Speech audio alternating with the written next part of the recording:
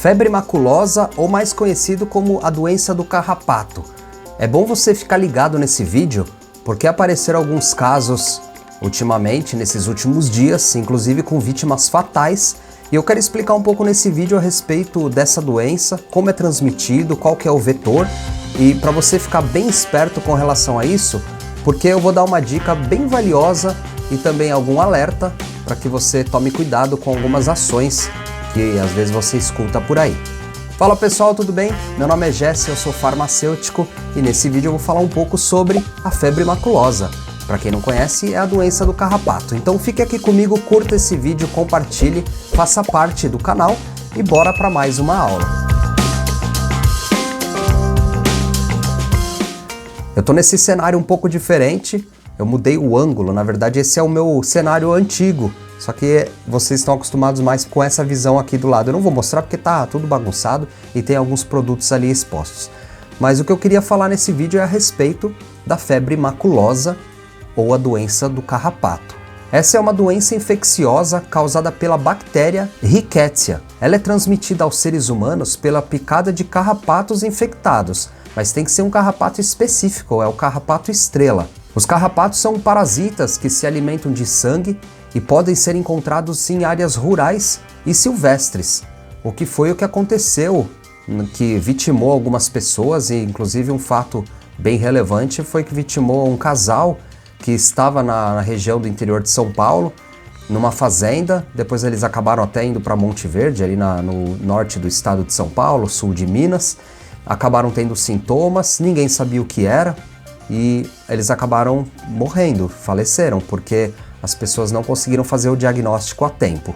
Esse carrapato ele fica em regiões densas, de matas densas, e ficam nos bichos, nos animais nativos. Eles podem ser encontrados em matas, florestas e em áreas com capim alto. É muito importante mencionar que a febre maculosa não é transmitida de pessoa para pessoa, mas sim através da picada de carrapatos infectados. No Brasil, algumas regiões apresentam maior risco, como as áreas de Cerrado e Mata Atlântica. Tem várias medidas de proteção para que você não seja picado pelo carrapato, e esse carrapato ele começa a picar desde que ele é pequenininho, então às vezes você nem vê que ele está lá na tua perna, ou no teu braço, enfim. Só que como ele é muito pequeno, então tem algumas medidas protetivas quando você vai frequentar esse tipo de região, essas áreas, né? Tem gente que gosta de pescar, se enfia no meio do mato aí nessas regiões que tem esse carrapato, e acaba sendo picado e não percebe, porque ele é muito pequeno. A gente vê fotos de carrapato em cachorros, né, bem comum, e cavalos e bichos do mato, bichos rurais, só que eles são bem grandes, dá pra ver eles, né, só que quando eles são filhotinhos, aí não dá pra ver, é muito pequeno. A melhor forma de evitar a febre maculosa é exatamente prevenindo a picada dos carrapatos. Então, grandes dicas valiosas e importantes para vocês aqui. Usar roupas adequadas, como calças compridas, camisas de manga longa, sapatos fechados, principalmente quando for visitar essas áreas propensas à presença dos carrapatos. E sempre dê preferência a roupas claras, porque o carrapato ele é escurinho. E aí quando você usa uma roupa clara e o carrapato está ali alojado ou fica na tua roupa, você consegue visualizar ele direitinho. A segunda dica é aplicar repelente de insetos nas áreas expostas da pele, só que tem que ser um repelente específico para carrapatos, porque tem alguns aí que não serve muito não. A terceira dica é você fazer uma verificação cuidadosa no corpo após passar por um tempo nessas áreas de risco. Procure por carrapatos especialmente nas regiões quentes e úmidas do corpo, como axilas, virilhas, atrás das orelhas e no couro cabeludo. Se você encontrar um carrapato fixado na pele, pode remover com cuidado usando uma pinça, segurando pela cabeça próximo à pele e puxando suavemente para fora. O mais adequado é que você procure um posto de saúde, porque às vezes as pessoas vão tentar tirar o carrapato e mesmo assim ainda fica ali a boquinha dele presa, porque ele rasga na metade, e aí não adianta nada. Você só tirou a metade do bicho, a outra metade está ali te picando. Uma coisa que a gente fazia quando tinha carrapato nos nossos cachorrinhos aqui em casa era esquentar a pontinha de alguma coisa de ferro, esquenta um pedacinho de clipe, deixa bem quentinho e aproxima do bumbum do carrapato. Aí, muito provavelmente, ele vai soltar com mais facilidade a pele. Aí depois é só puxar. Mas novamente, pessoal, se viu que tem um carrapato ali, tentou tirar, viu que não deu certo, já procure um posto de saúde, porque não dá para ter certeza qual que é o tipo de carrapato que te picou e mais, não sabe se o carrapato está infectado com a bactéria. Aí tudo bem, você se precaveu, só que mesmo assim sofreu a picada e começou a apresentar alguns sintomas. Lembrando que os sintomas englobam febre alta, dor de cabeça, dores musculares e manchas avermelhadas na pele. Se apresentou esses tipos de sintomas, é importante procurar imediatamente um médico, para que o diagnóstico seja feito o mais rápido possível. E o diagnóstico é feito com base em sintomas clínicos e em exames laboratoriais também, como exames de sangue para identificar a presença da bactéria e outros tipos de exame para fechar realmente o diagnóstico. O tratamento é feito fundamentalmente com antibióticos específicos, como a doxiciclina. É fundamental seguir rigorosamente as orientações médicas quanto à dosagem e à duração desse tratamento. Muito importante ressaltar, pessoal, que a febre maculosa pode ser uma doença grave e potencialmente fatal se não for tratada precocemente. Portanto, ao apresentar os sintomas mencionados após uma possível exposição a carrapatos, não hesite em buscar ajuda médica. Além das medidas de prevenção que eu mencionei, aqui vão algumas outras dicas valiosíssimas para você evitar a picada desse inseto. Evite áreas infectadas por carrapatos, especialmente durante os períodos de maior atividade desse parasita, que é entre junho e setembro. Mantenha os gramados e jardins bem cuidados da sua casa, com a grama cortada e arbustos aparados, pois isso reduz o habitat dos carrapatos. Isso, obviamente, se você mora numa casa. Se você mora num apartamento e vai fazer uma viagem, alguma coisa assim, então você segue aquelas dicas que eu falei com relação à vestimenta e também o repelente.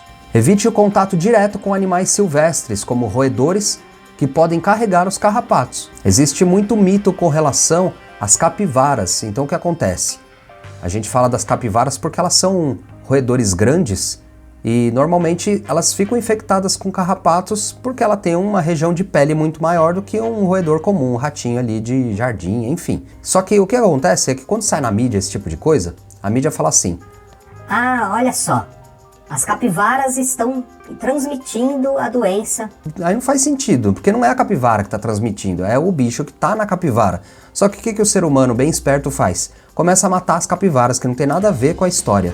Porque assim como ela picou a capivara, ela também pode se alojar, né, picar o ser humano. Então não faz sentido matar a capivara, sendo que a gente tem que ter medidas de proteção e prevenção da picada do carrapato e não da capivara. A capivara ela tá lá como a gente está, no ambiente dela. Muito mais respeitoso para ela, porque ela está no ambiente dela. Ela tá lá no riozinho, ela tá na mata nativa e a gente está invadindo o espaço, não só da capivara, né, mas também de outros bichos, inclusive do carrapato. Outra dica importantíssima é que você procure também um veterinário caso você vá levar o seu bichinho para viajar para o interior, que assim ele pode escolher algum medicamento, algum produto, alguma substância que você pode passar no seu pet e ele fica imune à picada do carrapato. Assim ele também não fica transmitindo, né, a doença nem para você, nem para ninguém da família e também nem mesmo para os outros pets que convivem com esse bichinho. Em resumo, a febre maculosa é uma doença seríssima transmitida pela picada de carrapatos infectados com a bactéria Rickettsia. Para evitar o contágio é fundamental adotar medidas de prevenção já mencionadas nesse vídeo aqui. E lembrando que em casos de suspeita da infecção, busque atendimento médico imediatamente para o diagnóstico correto e tratamento adequado com os antibióticos. O que acontece, pessoal, é que às vezes as pessoas demoram a procurar o posto médico, porque esses sintomas que eu mencionei, com febre, dor de cabeça, isso é meio comum na população, inclusive é comum com gripes, resfriados,